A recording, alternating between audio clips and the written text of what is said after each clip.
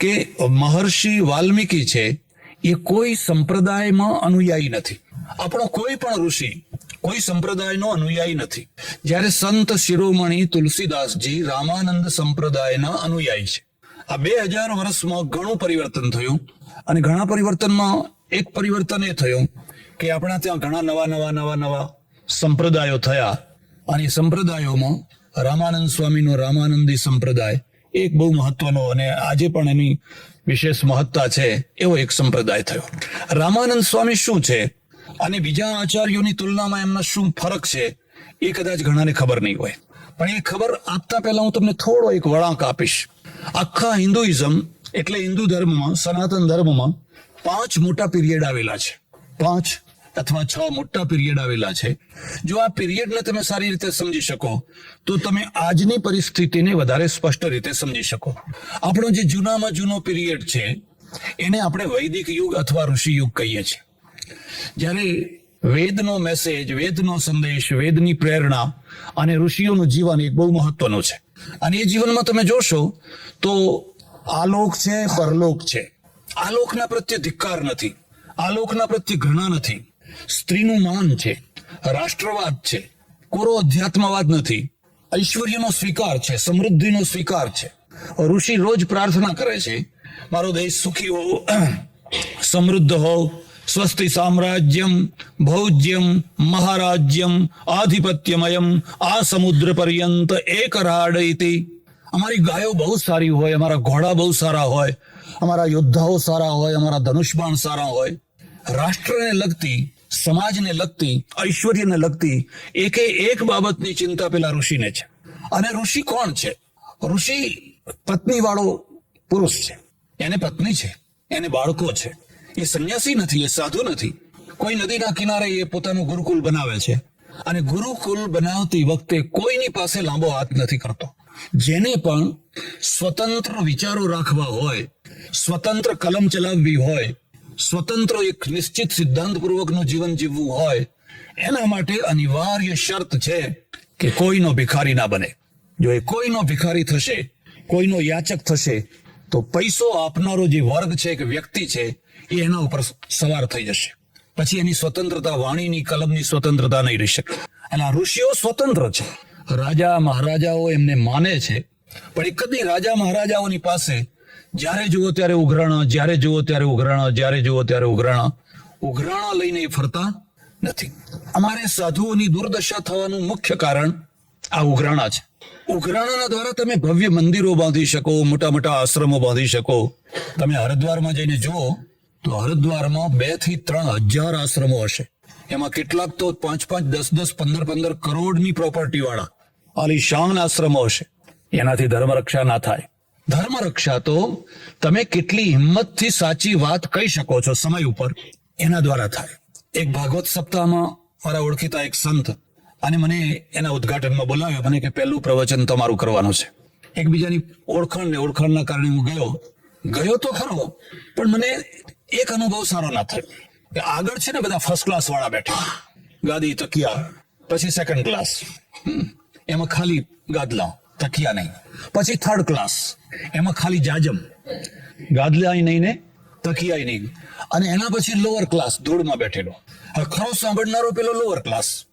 આ જે ફર્સ્ટ ક્લાસમાં લોકો બેઠેલા વીઆઈપીઓ, એમાં એક શેઠ મોટી ઉંમરના અને તકિયા ઉપર આડા પડીને સૂઈ ગયેલા, પણ એમના ધોતિયાનો છેડો થોડો આગો પાછો થઈ ગયેલો.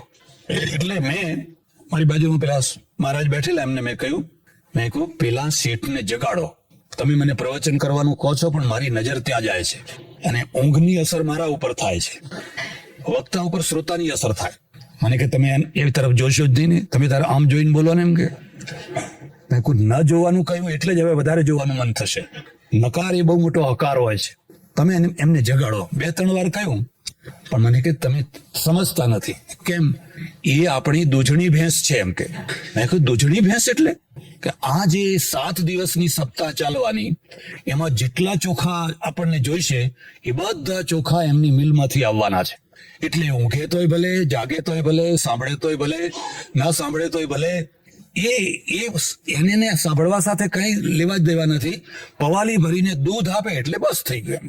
મારા મનમાં એટલો આઘાત લાગ્યો. હવે બોર્ડ ઉપર લખેલું કે મહારાજની 171મી કથા ચાલી રહી છે. અત્યારે તો 250 ઉપર ગઈ હશે. 171મી ચાલી રહી છે. આવી કથાઓ 250 નહીં 1000 ઉપર થાય એનાથી કોઈ પ્રજા ઉપર અસર થવાની, કારણ કે અમે તો દૂધણી ભેંસો ખોળીએ છીએ. શ્રોતાઓ નથી ખોળતા. પણ પછી આરતી કરવાની થઈ, એમને જગાડ્યા ત્યારે મઠ જાગ્યા, એ ધોતિયાનો છેડો ખોસતા ખોસતા એને આરતી કરવા લાગ્યા. એટલે ઋષિ છે એ ઋષિની આ ખાસિયત છે. તમારું જે ચિંતન મનન સ્વતંત્ર હોય, તમારે સ્વતંત્ર વિચારો હોય, તમે કોઈ સ્વતંત્ર પ્રસ્થાપના કરવા માંગતા હો તો તમે ઉઘરાણા ન કરો. ઉઘરાણા કરશો, સારા કામ માટે કરશો, ઉઘરાણા સારા કામ માટે કરશો તો પણ તમારી વૈચારિક સ્વતંત્રતા દબાઈ જવાની. અને વૈચારિક સ્વતંત્રતા દબાઈ જાય એના જેટલું મોટું કોઈ મોટું નુકસાન નથી. સૌથી મોટામાં મોટું નુકસાન વૈચારિક સ્વતંત્રતાને દબાવી દેવી છે. હું તમને 2 દાખલા આપું. મહાભારતમાં દ્રૌપદીના ચીર ખેંચાયા અને ભરી સભામાં ખેંચાયા, અને એ ચીર ખેંચનારા દ્રૌપદીના સગા દિયર હતા. ભીષ્મ હતા, દ્રોણ હતા, કૃપાચાર્ય હતા, સમર્થ પુરુષો ત્યાં બેઠેલા હતા, પણ ચીર ખેંચાયા. સીતાજી એકદમ રાક્ષસોની નગરીમાં ગયા છે, પણ એના શરીરને કોઈ હાથ નથી અડાડતું. રાવણ એના શરીરને હાથ નથી અડાડી શકતો. 11 મહિના રહ્યા સીતાજી. રાવણ એને લલચાવે, ફોસલાવે, ભય બતાવે, ડર બતાવે, પણ રાવણે કદી સીતાજીને હાથ નથી અડાડ્યો. કોઈ વાર તો વિચાર કરો કે આવું કેમ થયું? એનો એક જ કારણ છે. દુર્યોધનની સભામાં સમય ઉપર સાચી વાત કહેવાની કોઈની હિંમત નથી. ભીષ્મ જો ઉભા થઈને બોલ્યા હોત કે દુર્યોધન બંધ કરા, હું જઉં છું, મારે આ રાજ્યમાં નથી રહેવું, તો દ્રૌપદીના ચીર ના ખેંચાયા હોત. ભીષ્મે કહ્યું કે હું શું કરું? દ્રૌપદીએ કહ્યું પિતામહ તમે તો કંઈક બોલો, હું તમારી પુત્ર વધુ, તમારા દેખતા મારી આ દશા થાય છે. ભીષ્મે નીચું ઘાલ્યું અને કહ્યું કે હું શું કરું, મેં એનો રોટલો ખાધો છે. રોટલો ખાવાનો એવો અર્થ તો નથી કે રોટલા ખવડાવનારના કોઈ ગમે તેવા કાર્ય માટે પણ તમે માથું નીચું ઘાલો, એવો અર્થ તો નથી. બીજી તરફ જુઓ, ભીષ્મ જેવું કોઈ સમર્થ લડવૈયો નથી, એવો કોઈ શસ્ત્રધારી નથી. મહાભારતમાં લખ્યું છે કે ભીષ્મ જ્યારે લડવા જાય તો એની પાછળ ગાડા ભરીને તીર રાખવા પડતા, અને સાંજ પડતા પડતા એ બધા તીર પેલી તરફ ફેંકી દેતા. તો બાવડામાં કેટલી તાકાત હશે! એટલે શસ્ત્ર શક્તિ છે પણ વાક શક્તિ નથી. ભીષ્મ લડી શકે છે પણ ભીષ્મ બોલી નથી શકતા. દ્રોણ લડી શકે છે પણ દ્રોણ બોલી નથી શકતા ખરા સમયે. જ્યારે રાવણની નગરીમાં મંદોદરીએ કહ્યું તમે આ બહુ મોટું પાપ કર્યું છે, તમે આ બહુ ખોટું કર્યું છે, સીતાજીને પાછી આપી આવો. વિભીષણે કહ્યું, મારીચીએ કહ્યું, કુંભકર્ણે કહ્યું. રાવણે તે સારું કર્યું છે એવું કહેનાર એક માણસ ના મળ્યો. બધાએ કહ્યું તે ખોટું કર્યું છે, તે ખોટું કર્યું છે, તે ખોટું કર્યું છે. આ કહેવાના કારણે રાવણ સીતાજીને હાથ ના અડાડી શક્યો, કારણ કે જનમત એક તરફ છે અને જનમત બોલી શકે છે, એને વાચા છે, વાણી છે, બોલી શકે છે. તો ઋષિનું કામ, ધર્મગુરુનું કામ સમય ઉપર સાચી વાત કહેવાનું છે. અને સમય ઉપર જો એ સાચી વાત ન કહી શકે, બાકી ભલે તમે ગમે એટલા યજ્ઞો કરો, ગમે એવી સપ્તાહો કરો, ગમે એવા ભવ્ય મંદિરો બાંધો, એનો કોઈ અર્થ નહીં. તો તમે ધર્મનું રક્ષણ નહીં કરી શકો. એટલે ઋષિ છે ને ઉઘરાણા મુક્ત છે. એ પોતાની પર્ણકુટી વિદ્યાર્થીઓના દ્વારા લાકડા કપાવીને ઝોપડી બાંધે છે, પર્ણકુટી માટીનો ચોતરો બનાવે છે, અનાજ જંગલનું અનાજ ખાય છે, ગાયો રાખે છે, ગાયો પાળે છે, સ્વાવલંબી છે, પોતાના પગ ઉપર ઊભા છે. અને પોતાના પગ ઉપર ઊભા છે એની એક બહુ મોટી ખુમારી છે. તમે ગમે એવા સારામાં સારા ખભા ઉપર પણ, પારકા ખભા ઉપર બેઠા હો અને પોતાના પગ ઉપર ના ઊભા હો તો તમે કદી ખુમારીથી જીવન નહીં જીવી શકો. એક પ્રકારની લાચારીનું જ જીવન છે. કોઈના ખભા ઉપર બેસીને, કોઈના માથા ઉપર બેસીને, કોઈની પીઠ ઉપર બેસીને જીવન જીવવું, એના કરતા પોતાના પગ ઉપર ઉભા રહી અને જીવન જીવવું, એ જ ખુમારીનો સાચો રસ્તો છે. પછી આ ઋષિઓ છે ને એ માત્ર અધ્યાત્મવાદી નથી. જેટલી વિદ્યાઓ, જેટલા જ્ઞાન, જેટલી ફેકલ્ટીઓ એ બધામાં નિપુણ છે. એ નક્ષત્ર વિદ્યા જાણે, એ ખગોળ વિદ્યા જાણે, એ ભૂગોળ વિદ્યા જાણે, એ ફલાણી વિદ્યા જાણે, ધનુર્વેદ જાણે, એ અશ્વ વિદ્યા જાણે. એથી વધારે તમને કહું, કામશાસ્ત્રના રચનારા પણ ઋષિ જ છે. વાત્સ્યાયન છે કે કામશાસ્ત્રનું રચના પણ એ પણ, અને એમાં પણ લખ્યું છે લોકોના કલ્યાણ માટે, લોકોને બહેકાવવા માટે નહીં, લોકોના પતન માટે નહીં, પણ એના દ્વારા પણ લોકોનું કલ્યાણ થાય એટલા માટે. અને શા માટે એવું રચ્યું? કારણ કે આખો ઋષિ પીરિયડ 4 લક્ષ્યો માટે, 4 ઉદ્દેશ્યો માટે છે: ધર્મ, અર્થ, કામ અને મોક્ષ. એમાં કામ છે અને અર્થ પણ છે. અર્થ એટલે પૈસો. આ 4 હેતુઓ માટે છે. પાછળથી જે શ્રમણ યુગ આવ્યો, શ્રમણ પીરિયડ આવ્યો, એમાં અર્થ અને કામ ને પાપ માનવામાં આવ્યું. પૈસો પાપ છે, કામ પાપ છે. આ બેયને છોડો. અને આ બેયને જે છોડે એ મહાપુરુષ. આ બેયને છોડવા માટે, અર્થને છોડવા માટે ઘર છોડવાનું, દુકાન છોડવાની, ધંધો છોડવાનો, રાજપાટ છોડવાનું, તમે મહાન થઈ જાઓ. કામને છોડવા માટે પત્નીને છોડવાની, પત્નીનો ત્યાગ કરો. બુદ્ધે ત્યાગ કર્યો, મહાવીરે ત્યાગ કર્યો, કેટલા લોકોએ ત્યાગ કર્યો. અમારા એક સંત થયા, લગ્ન કરતા કરતા સમય વર્તે સાવધાન, રામદાસ સ્વામી, અને ત્યાંથી જ ભાગ્યા. મહાન થઈ ગયા, એમાં કોઈ શંકા નહીં. આ બધા મહાન થયા. પણ આનું એક ઉધાર પાસો એ છે કે પેલી બ્રાહ્મણીના પક્ષમાં કોઈ એક શબ્દ ના લખ્યો કે ચોરી છોડીને જેને એ ચોરીમાં જે સ્ત્રીનો ત્યાગ કર્યો એ સ્ત્રીનું થયું શું, એના પક્ષમાં કોઈએ એક વાત ના લખી. એ તો બિચારી છતાં પતિએ ચોરીમાં વિધવા થઈ. બુદ્ધે જયારે ઘરનો ત્યાગ કર્યો, રાતના 12 વાગે યશોધરા, જુવાન યશોધરા, નાનો રાહુલ, બંને ઘસઘસાટ ઊંઘે છે, અને ભર નિદ્રામાં એમના ઊંઘતા રાગીને બુદ્ધે ગૃહનો ત્યાગ કર્યો. બુદ્ધ મહાન થઈ ગયા, કોઈ શંકા નહીં. પણ યશોધરાનો કોઈએ પક્ષ લીધો, રાહુલનો કોઈએ પક્ષ લીધો. બુદ્ધ જયારે ઘણા સમય પછી પાછા આવ્યા, યશોધરા મળવા ના ગઈ, પગે લાગવા ના ગઈ, દૂર ઊભી રહી. એને એક ડંખ છે, એક વેદના છે. તમે અગ્નિની સાક્ષીએ, ચોરી વચ્ચે, વડીલોની સાક્ષીએ, સૂર્યની સાક્ષીએ મને વચન આપ્યું હતું કે આપણે સુખમાં દુઃખમાં હંમેશા સાથે ને સાથે જ રહીશું, કદી પણ એકબીજાનો ત્યાગ નહીં કરીએ. અને ત્યાગ કરવો તો તમારે મને કઈ ન કરવો તો મને ભર ઊંઘમાં ઊંઘતી મૂકીને તમે ચાલ્યા ગયા. તમને રાહુલનો વિચાર ના આવ્યો, તમને મારો વિચાર ના આવ્યો, ઠેઠ સુધી અને ફરિયાદ રહી. એટલે આ બે ભેદને તમે સમજો. ઋષિ છે ને એ પોતે પત્નીનો ત્યાગ નથી કરતો, એમ પત્નીનો ત્યાગ કરવાનું કોઈને શીખવાડતો નથી. એના વૈરાગ્યમાં એવું નથી કે તમે પત્ની છોડો, તમે દુકાન છોડો, તમે ધંધો છોડો, એવું નથી.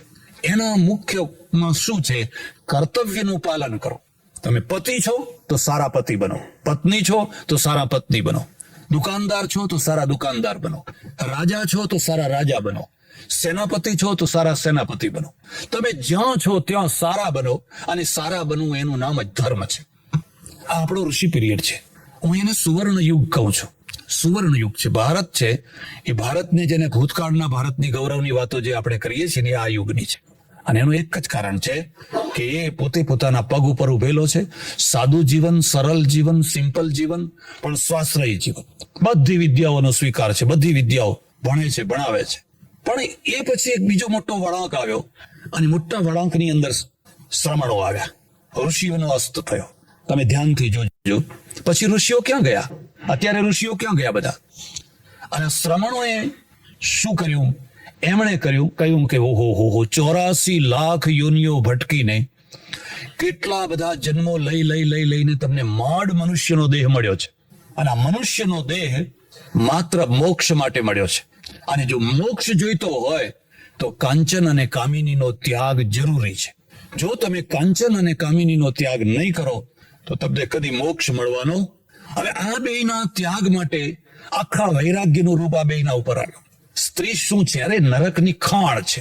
એનું એટલી નરકની ખાણનું એટલું રૂપ બતાવ્યું કે આ તો જીવતું જાગતું નરક છે. અને પૈસાને એવો ભયંકર બતાવ્યો. લોકો ઘર છોડીને બિહારમાં હજારોની સંખ્યામાં સાધુઓ. અને આ સાધુઓ છે ને, એ માસ્ટર બીબુ થયો. એ ફરીને લોકોને એક જ વાત છે, ઘર છોડો. ક્યાં સુધી આ બધામાં પડ્યા રહેશો? અને વૈરાગ્ય માટેનું રૂપ બનાવ્યું તમારા શરીર ઉપર જ ઘૃણા. અરે શરીરમાં મળમૂત્ર ભર્યા છે, કશું નથી, અને કાંઈ ભેગું નથી આવવાનું. કશું ભેગું આવવાનું? બધું અહીંનું અહીં જ રહી જશે. તમે જરાક વિચાર કરો કે ભેગું આવવા માંડે તો શું થાય? હવે માનો કે ભગવાન એવી છૂટ આપી દે કે ભાઈ જેને મર્યા પછી જે કંઈ એની વાલી વસ્તુ હોય લઈ જવી હોય તો લઈ જવાની છૂટ છે. તો કોઈ વહુઓ છે ને એ સાસુને સરખી રીતે મરવા ના દે. કારણ કે બધા દાગીનાનો ડાબલો એને ભર્યો હોય અને આમ દબાઈને ચાલવા મળે એટલે વહુ આડી ફરી વળે, મૂકો ક્યાં લઈને હેડ્યા, અમે પછી શું કરશું? કેવી કલ્પના છે! તમારા ભેગું નથી આવતું એટલે હવે પછી એ બધાનો અર્થ જ નથી. અમે એટલે સુધી લોકોને વૈરાગ્ય ચડાવીએ કે તમારી પત્ની છે ને એ પણ બહુ તો દરવાજા સુધી આવશે. ભાર્યા ગૃહદ્વારી જન સ્મશાને દેહશ્ચિતાયામ પરલોક માર્ગે કર્માનુગો ગચ્છતિ જીવ એકઃ. તો ભાર્યા છે, પત્ની છે, એ દરવાજે આવીને અટકી જશે. હવે માનો કે આપણે દરવાજે આવીને ન અટકે ને ભેગી આવે તો આ છોકરાઓનું શું થશે? અરે એને તો કેટલી મોટી જવાબદારી ઉપાડવાની છે. એનો પતિ મર્યો, એની સાથે જો એની પત્ની પણ ચિતામાં ચડી જાય, જોકે આપણે સંસ્કૃતિના નામે પત્નીઓને ખૂબ ચિતામાં ચડાવી. એકલા બંગાળમાં 70,000 સ્ત્રીઓ, વિધવા સ્ત્રીઓને બળબડતી ચિતા ઉપર ચડાવી દીધી. એને તો બહુ મોટી જવાબદારી છે કે એના પાછળ બાળકો છે, મિલકત છે, પતિના બધા આદરેલા કામો છે, એને પૂરા કરવાના કે એને ભેગો જવાનો. એ નથી આવતી એ જ બરાબર છે. ચલો એ ના આવે તો કઈ નહીં, તમે બહુ સારા માણસ, ચલો હવે એ મરી ગઈ, તમે ભેગા જાઓ ને. સતી થનારી તો ઘણી સ્ત્રીઓ નીકળી, પણ સતા થનારો પુરુષ એકે નીકળ્યો? એવી આ પુરુષ જે સુરાતન ચડ્યો છે ને, હવે એ સતો થવા માટે તમને જે ઉપદેશ આપવામાં આવ્યો ને, એ ઉપદેશ નકારાત્મક ઉપદેશ. અને નકારાત્મક ઉપદેશનું મૂળ છે આલોક પ્રત્યેનો ધિક્કાર અને પરલોક પ્રત્યેનું આકર્ષણ. જે કંઈ છે એ બધું પરલોકમાં છે, આલોકમાં કશું જ નથી, કાંઈ જ ભેગું આવવાનું નથી. પેલો ઋષિ શું કહે છે કે તું જીવે ત્યાં સુધી સારી રીતે જીવ, અને તને મરવાનું થાય તો તારી જે મિલકત છે, તારું જે કંઈ છે એની વ્યવસ્થા કર. આ લોકો પાસેથી આપણે શીખવાનું. એ વિલ કરે, કૂતરા માટે વિલ કરે, ઝાડ માટે વિલ કરે, પોતાના નોકર ચાકર માટે વિલ કરે, સંસ્થાઓ માટે વિલ કરે કે મારી પ્રોપર્ટીમાંથી આ સંસ્થાને આપજો, આને આપજો, આને આપજો, આને આપજો. બધાના માટે વિલ કરે. આપણને એવું સૂચે નહીં. ના જીવતા એનો ઉપયોગ કરીએ, ના મરતા એનો ઉપયોગ કરીને મરીએ. એટલે પાછળ બધા ચડે કોર્ટે. પછી છોકરાઓ ને ભત્રીજાઓ ને ભલાણા ને ફલાણા બધા ચડે કોર્ટે, ને આપણે પરલોકમાં લીલા લહેર કરીએ. અહીંયા લોકો કોર્ટે ચડે. આ આખું નકારાત્મક દૃષ્ટિકોણ છે. અને નકારાત્મક દૃષ્ટિકોણે સૌથી મોટી હાનિ શું પહોંચાડી કે માણસના અંદરની જે મહત્વાકાંક્ષા છે ને, એ મહત્વાકાંક્ષાને મારી નાખી. માણસને મારવું હોય તો એને ગળેથી મારવાની જરૂર નથી, એને તોપેથી કે બંદૂકોથી કે તલવારોથી મારવાની જરૂર નથી. એના મગજને મારી નાખો એટલે માણસ મરી ગયો. એની મહત્વાકાંક્ષાને મારી નાખો એટલે માણસ મરી જવાનો. મહત્વાકાંક્ષા કઈ રીતે મારી નાખી? લો, તમે ઇન્દ્ર થઈને શું કરવાના, તમે ફલાણા થઈને શું કરવાના? અરે ઇન્દ્રને એની ઇન્દ્રાણી સાથે જે સુખ મળે છે, એ પેલા ભૂંડને પણ એ જ સુખ મળે છે, કૂતરા બિલાડાને પણ એ જ સુખ મળે છે. તો કૂતરા બિલાડા થાવ કે ઇન્દ્ર થાવ, એમાં કશો જ ફરક નથી.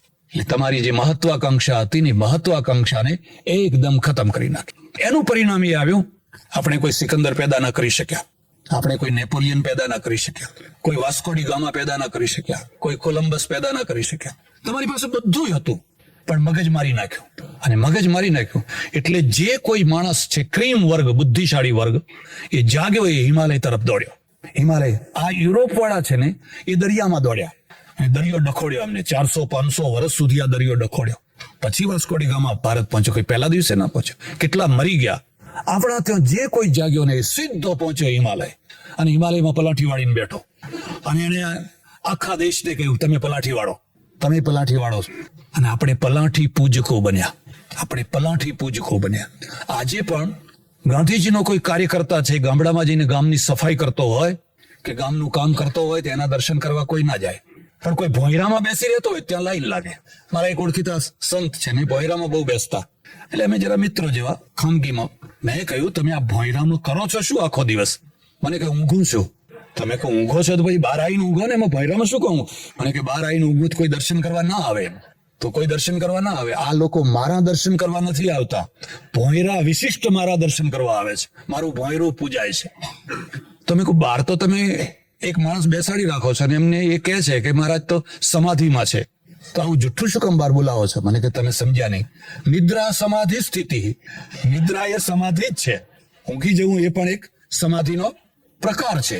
એટલે આ એક બહુ મોટો વળાંક આવ્યો, અને એ વળાંક એ ભારતને નિષ્ક્રિય થવામાં, પલાઠી વાળવામાં, પલાઠી વાળીને પૂજાવામાં બહુ મોટું મહત્તા પ્રદાન કરી.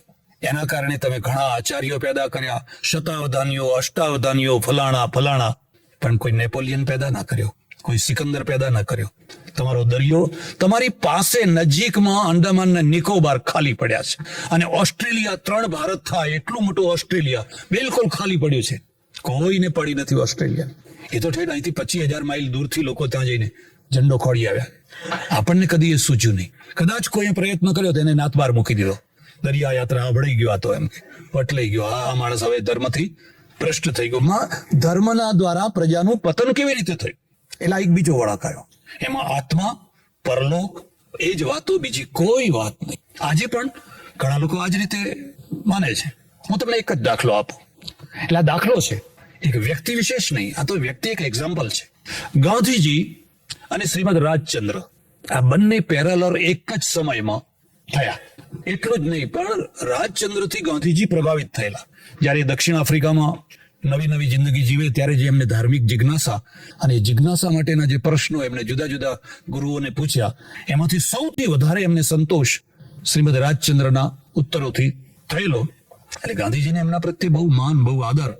ગુરુ નતા, એ તો એમને સ્પષ્ટીકરણ કર્યું, ભાઈ હું એમને ગુરુ નથી માનતો. પણ પ્રવૃત્તિમાં તમે જુઓ તો ગાંધીજીએ એવી કોઈ પ્રવૃત્તિ નહીં, એવો કોઈ પ્રશ્ન નહીં જે પ્રશ્નને સ્પર્શ ન કર્યો હોય.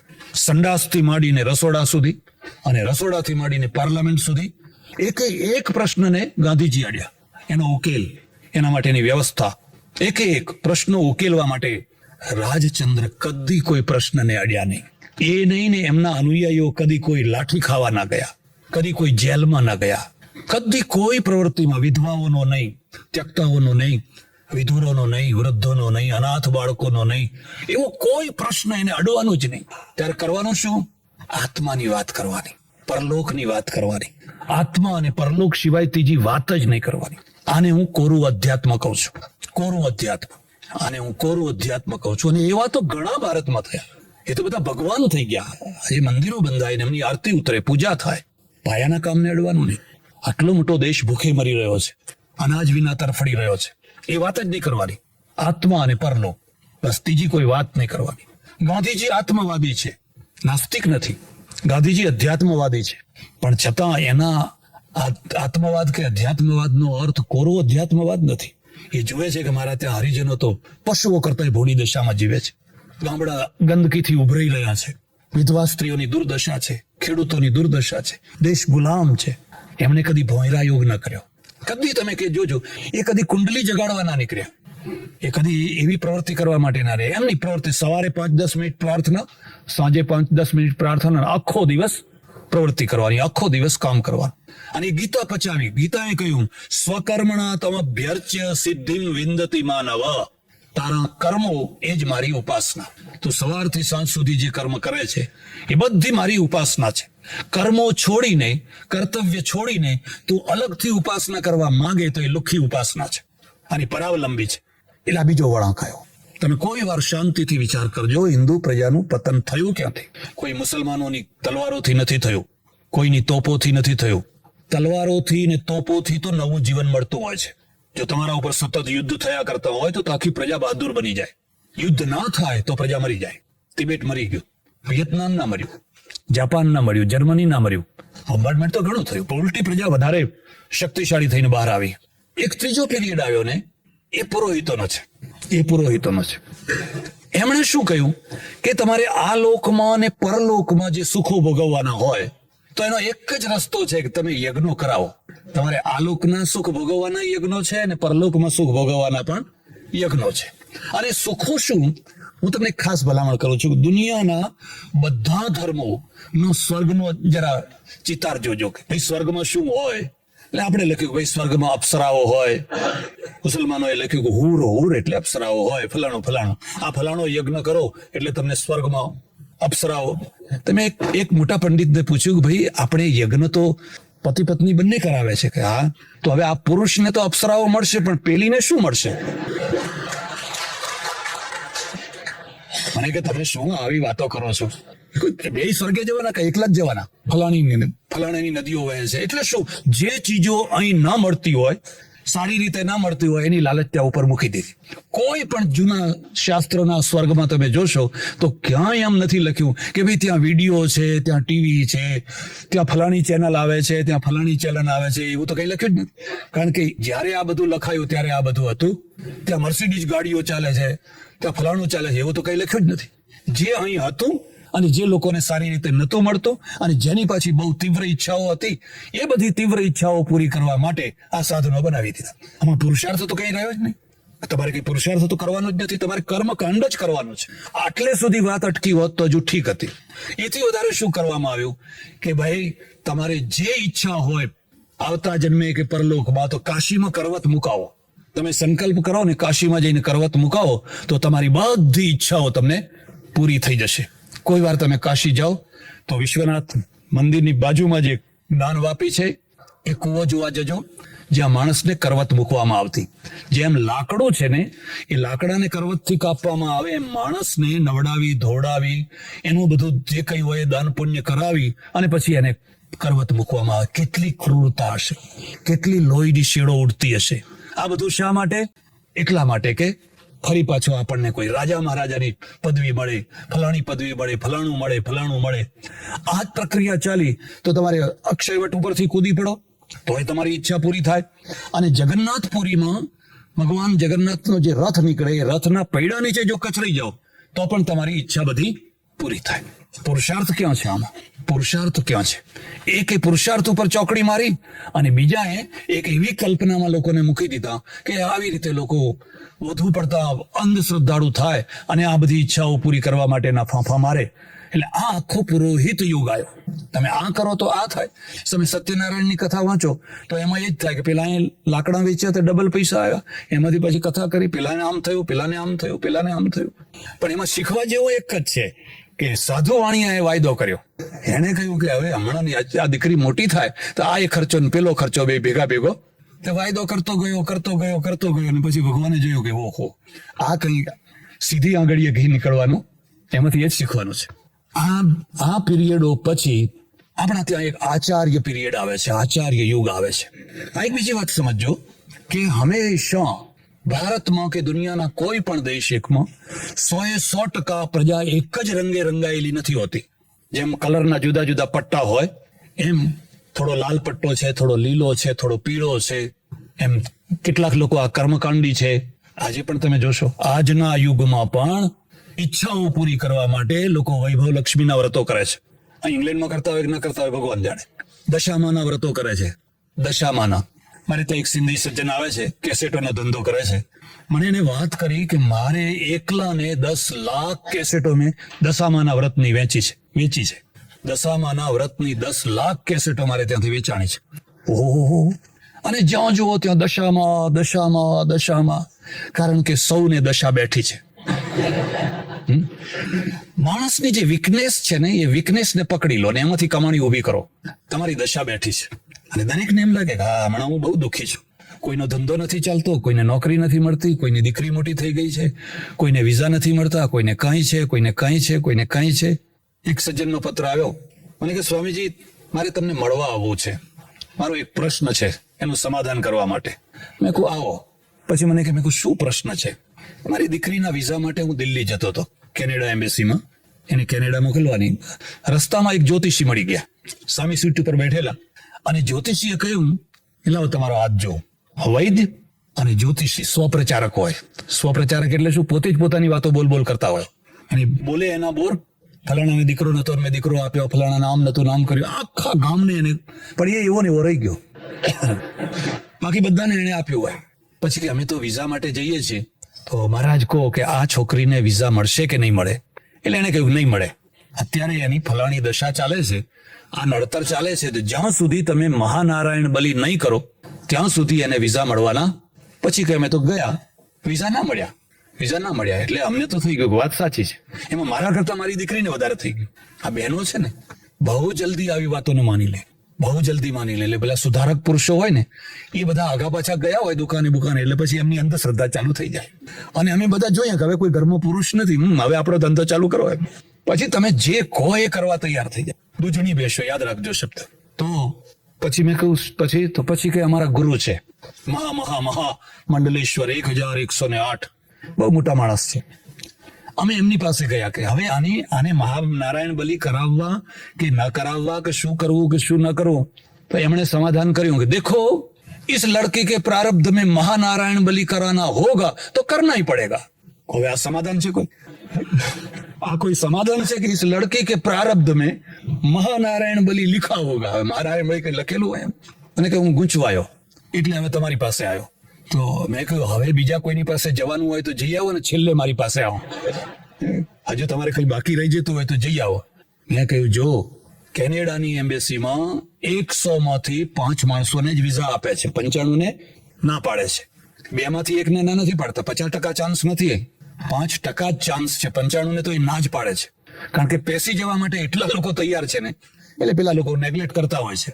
હવે એમાં મહાનારાયણ બલીને એને વિઝાને કશી લેવા દેવા નથી.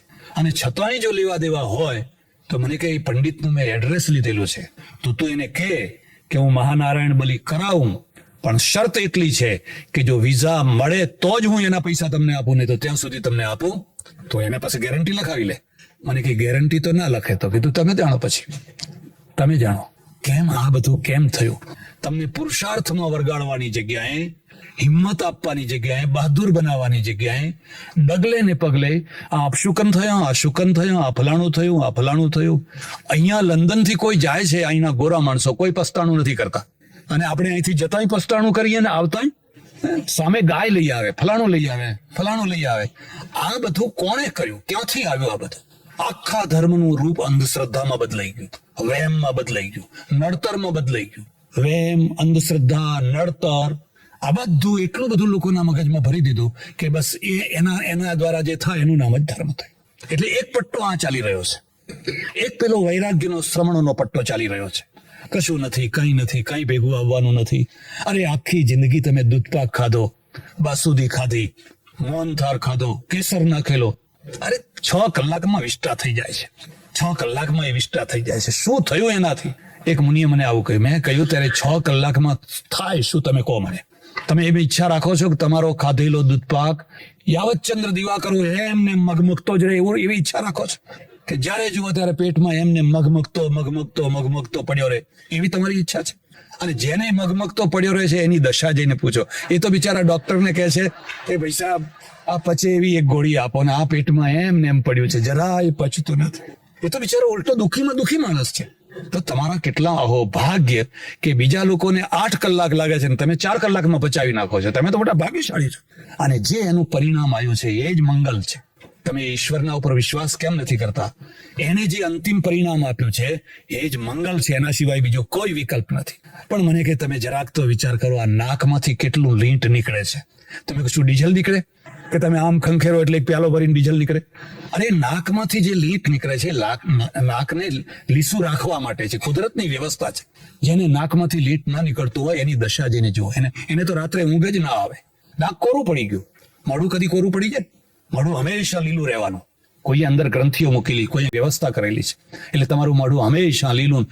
જ્યારે તમારે મોઢું સુકાવા લાગે અને ત્યારે તો તમને એમ થાય કે હવે આ ડિહાઇડ્રેશન થઈ ગયું છે ને જલ્દી કંઈક કરો, હું મરું છું. તમે કુદરતની વ્યવસ્થાને કેમ નથી સમજી શકતા? એટલે એક તો આ વૈરાગ્યવાળી વાત છે, એક પેલી અંધશ્રદ્ધાવાળી વાત. ત્રીજી જે વાત છે ને એ આપણા આચાર્યો આવ્યા, અને આચાર્યોમાં સૌથી પહેલા જે આવ્યા એ શંકરાચાર્ય છે, આદ્ય શંકરાચાર્ય.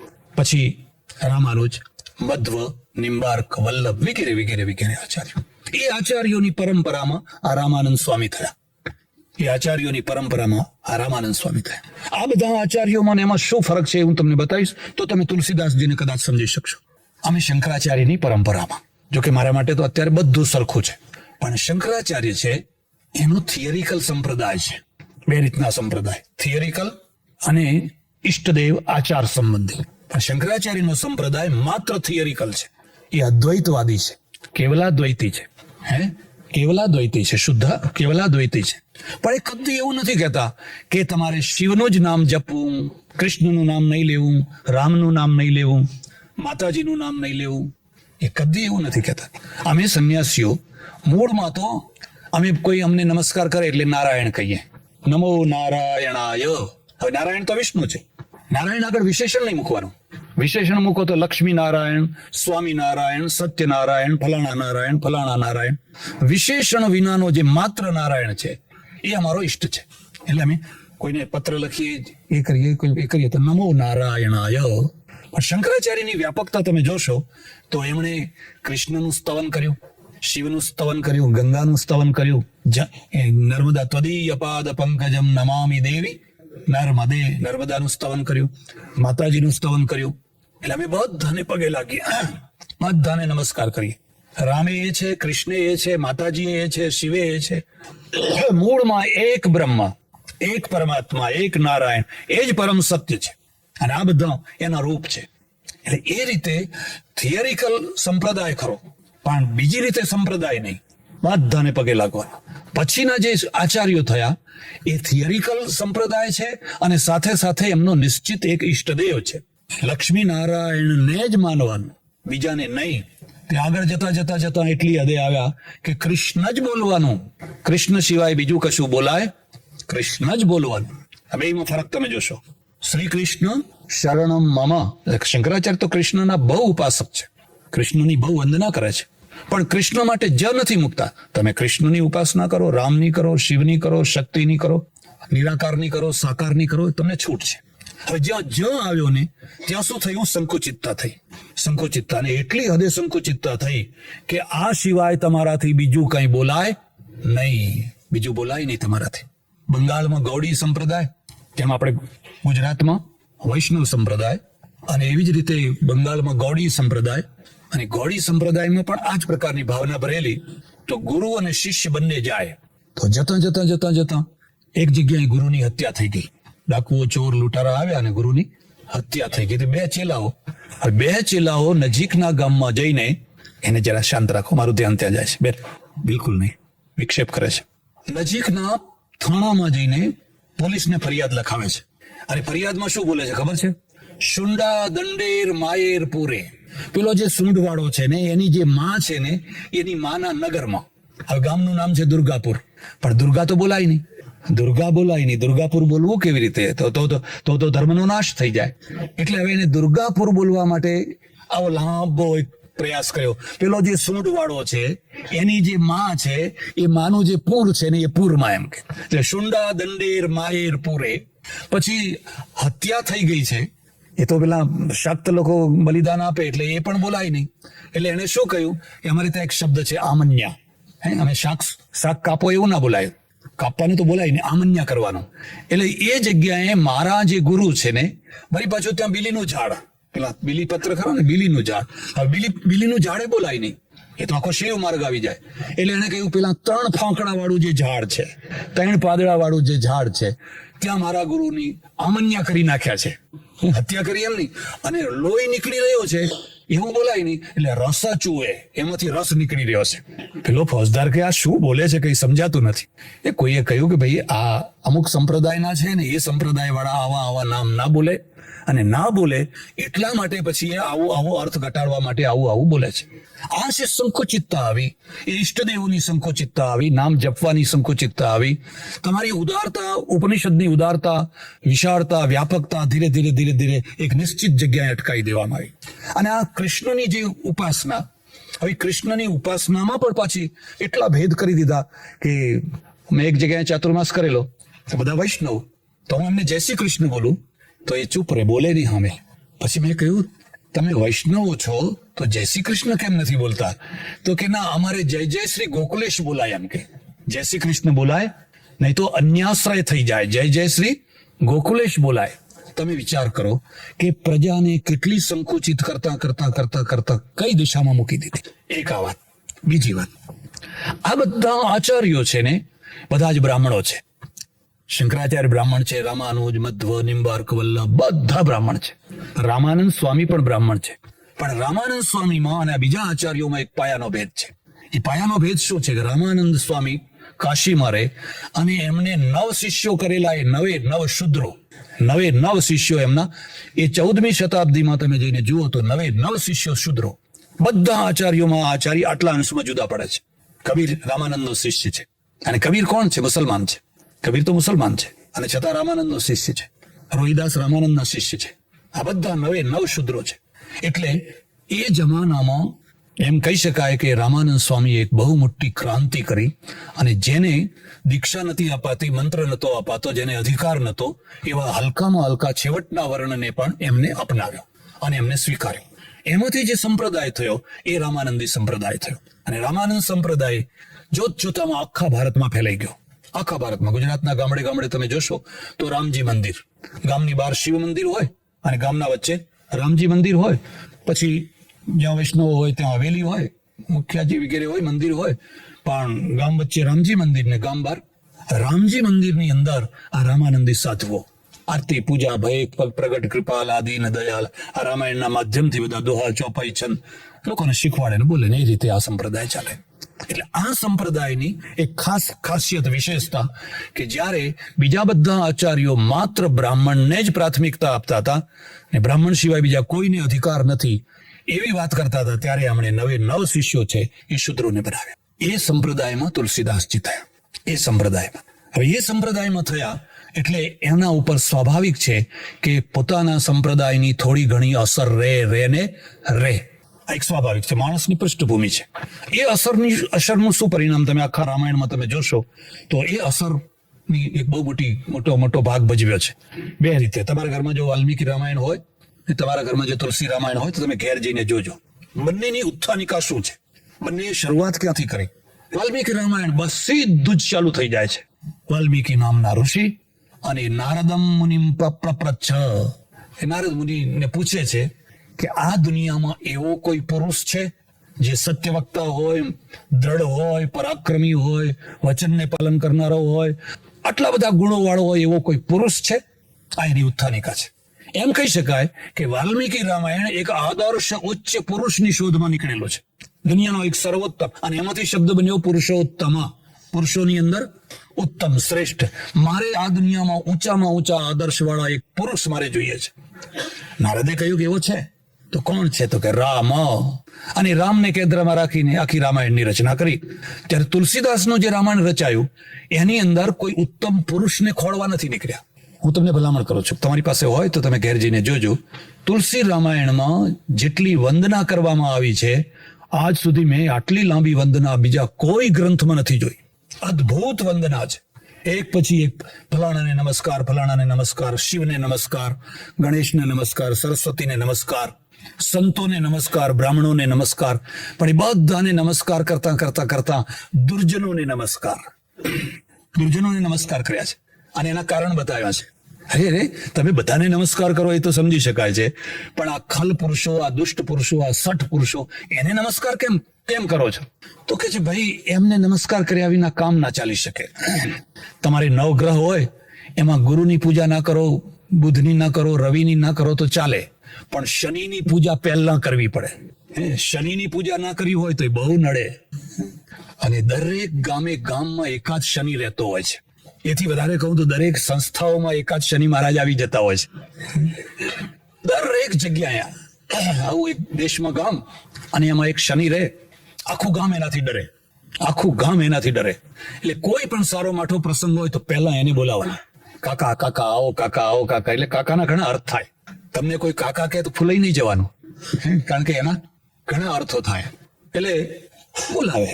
હવે અહીંયા આફ્રિકાથી, ઇંગ્લેન્ડથી કોઈ ભણેલો જરા ખુમારી વાળો માણસ આવેલો પોતાની દીકરી પરણાવવા માટે. એટલે એને કહ્યું કે મારે બધાને બોલાવવા છે પણ એને નથી બોલાવો. લોકોએ કહ્યું ભાઈ એવું ના થાય, એને તો જરૂર પહેલો બોલાવવો પડે, કારણ કે મારે એના બાપની કઈ પડી નથી. એ હોય તો એના ઘરનું જોયું છે શું કરી નાખે છે. એને ના બોલાવ્યો. અને દીકરીનો રૂપિયો આપવા માટેની બધી આખી વ્યવસ્થા ગોઠવેલી. 50 માણસની રસોઈ થઈ રહી છે.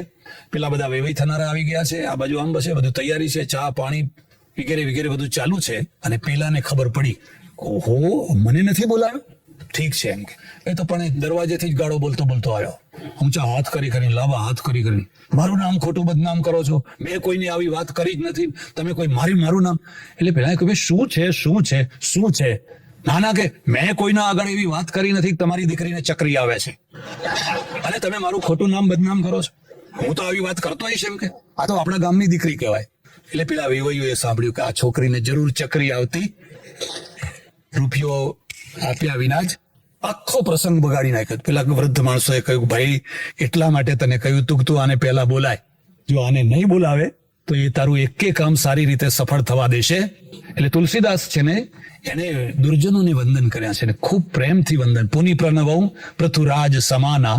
ફલાણાની માફક 1000 મોઢેથી જે નિંદા કરે છે, 1000 કાનોથી જે બીજાની નિંદા સાંભળે છે, એવી રીતે બધી વંદના કરતા ગ્રંથની ઉત્થાનિકા ક્યાંથી શરૂ કરવી, ગ્રંથને શરૂ ક્યાંથી કરવો. અમારે ત્યાં સંસ્કૃતમાં એક માન્યતા છે એક ગ્રંથ છે, એનું નામ છે ઉપક્રમ પરાક્રમ. ઉપક્રમ પરાક્રમ, શરૂઆત કરવાનું પરાક્રમ. અને જો એ તમને આવડે તો વચ્ચેનું કામ બહુ સરળ થઈ ગયું. જો ઉપક્રમ બગડી ગયો તો બધું બગડી ગયું. અને પછી ઉપસંહાર, ઉપક્રમ ઉપસંહાર, આ બે વસ્તુ આવડી અને બધું આવડી ગયું. તમે કોઈની પાસે ઉઘરાણું કરવા ગયા હોય, કોઈ કામ માટે ગયા, પણ વાત ક્યાંથી શરૂ કરવી એ જો આવડ્યું તો તમે પ્રસ્તોતા, તો તમે રાજદૂત થઈ શકો. અને જો એ ના આવડ્યું તો તમે રાજદૂત ન થઈ શકો, તમે કાર્યકર્તા ના થઈ શકો. એટલે તુલસીદાસ વિચાર કરે છે કે મારે આ રામાયણને એની ઉત્થાનિકા ક્યાંથી શરૂ કરવી, વાત શરૂ ક્યાંથી કરવી. અને એ લખે છે, ભરદ્વાજ ઋષિ બસહી પ્રયાગા તાપસ શમદમ તેજ નિધાના. ભરદ્વાજ નામના એક ઋષિ છે અને પ્રયાગરાજમાં રહે છે. હવે એને રામ ઉપર બહુ પ્રેમ છે, બહુ પ્રીતિ છે, રામ ઉપર બહુ પ્રીતિ છે, પણ મન અસ્પષ્ટ છે, મન દ્વિધામાં છે. આ બીજી વાતને યાદ રાખજો. જિંદગીનો સૌથી મોટામાં મોટો કોઈ દુશ્મન હોય ને તો એ અસ્પષ્ટતા છે. તમે સાધનાના ક્ષેત્રમાં અસ્પષ્ટ છો, ગૂંચવાઈ ગયા છો. તમે વ્યાપારના ક્ષેત્રમાં અસ્પષ્ટ છો. તમે જિંદગીના કોઈ પણ ક્ષેત્રમાં સ્પષ્ટ નથી થઈ શક્યા, દુખી થઈ જશો. તમારે વ્યાપાર કરવો છે ને કશું સૂચતું નથી. એકવાર એવું થયું કે સાંજના ટાઈમે મારે ત્યાં દરવાજો બંધ કરવાની તૈયારીમાં એક ગાડી આવી. મને કે મહારાજ એક 5 મિનિટ ઉભા રહો, 5 મિનિટ ઉભા રહો. આવો બેઠા. મને કે જુઓ, આણંદમાં પેઢી ખોલવી છે અને તમારા આશીર્વાદ લેવા છે. એટલે તમે એવા આશીર્વાદ આપો કે 1-2 વર્ષમાં તો ટાટા ને બિરલા ને કૂદી જઈએ, એવા આશીર્વાદ આપો. તો મેં એને કહ્યું, ભાઈ જો મને પેઢી ખોલતા આવડી હોત તો હું બાવો શું કામ થાત? તો હું જ કોઈ પેઢી ખોલી ના બેઠો હોત. મારે રોજ પારકા ઘેર રોટલા ખાવા જવું અને જે ખવડાવે નીચું ગાલી ખાઈ લેવું. તો હું જ કોઈ પેઢી, મને કીધું એમાં કઈ ગતાગમ પડે. અને હમણાં આશીર્વાદનો સ્ટોક ખૂટી ગયો છે, નવો આવે ત્યારે આવજો. ના, એ તો છોડે જ નહીં. લપની માફક વળી ગયા ના, કે અમે ઉઠવાના નથી અહીંથી.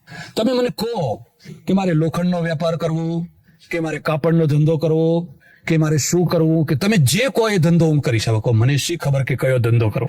પણ એ તો વાત જ ના છોડે. લપ હવે સાંજ પડી ગયેલી ને હું મારા કામમાં ઉતાવળ ને આ ખસે નહીં અહીંથી.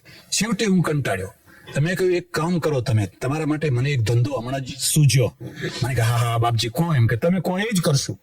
આટલી એક વાટકી લો, એમાં પાણી લેવાનું, એક સાબુ લેવાનું, એક બ્રશ લેવાનું. મને કે મેં કહું ના, એટલે મેં કહું તમને તમારા માટે આ જ ધંધો બરાબર છે.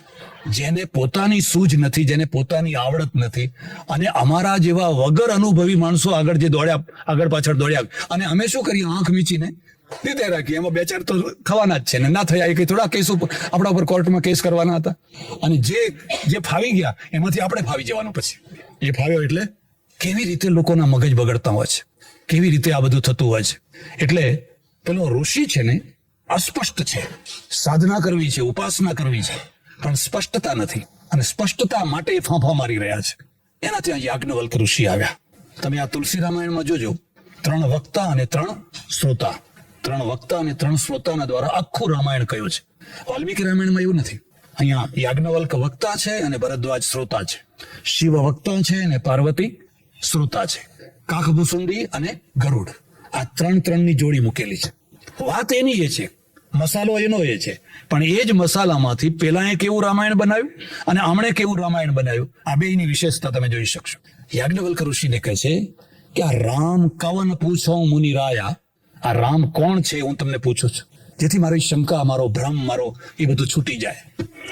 હિન્દુ પ્રજાને આ એક બહુ મોટી મુશ્કેલી છે. આ મુશ્કેલી મુસલમાનને નથી, ક્રિશ્ચિયનને નથી, કારણ કે એને વિકલ્પો નથી. એ કોઈને પૂછવા નથી જતો કે મારે કયા અલ્લાહનું ભજન કરવું, એ પૂછવા નથી જતો.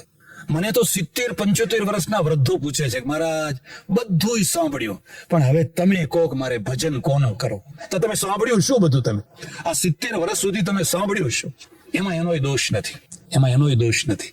હું એને કહું તારે શ્રી કૃષ્ણ શરણમ બોલું, હજુ 2 મહિના ના થયા હોય મારા પાછળ એક બીજો આવે, એ કે છે હવે આમાંથી કઈ ભલું થતું હશે ત્યારે તો આ નામ બોલું. હવે એ તો જૂના ભગવાન થઈ ગયા, એમની સહી હમણાં ચાલતી, હમણાં નવા ભગવાનની સહી ચાલે છે. એટલે એ વળી પાછો એક નવો ભગવાન આપતો જાય. એને વળી 2-4-6 મહિના થયા હોય, ના થયા હોય, ત્યાં પાછો એક ત્રીજો આવે. એ ત્રીજો કહે કે ના રે ના, આ બધા તો થઈ ગયા. અત્યારે હાજરમાં જે હાજરા હજુર હોય એ તારું ભલું કરી શકે. અમે ધર્મનો પ્રચાર નથી કરતા, અમે લોકોને કન્ફ્યુઝન કરીએ છીએ. અમે ના હોઈએ ને તો લોકો બહુ સારી રીતે ધર્મનું પાલન કરી શકે. પણ જ્યાં એક આવ્યો, બીજો આવ્યો, તેને લોકો ગૂંચવાઈ ગયા, બસ પછી તો બધા ચક્રાવે ચડી જાય.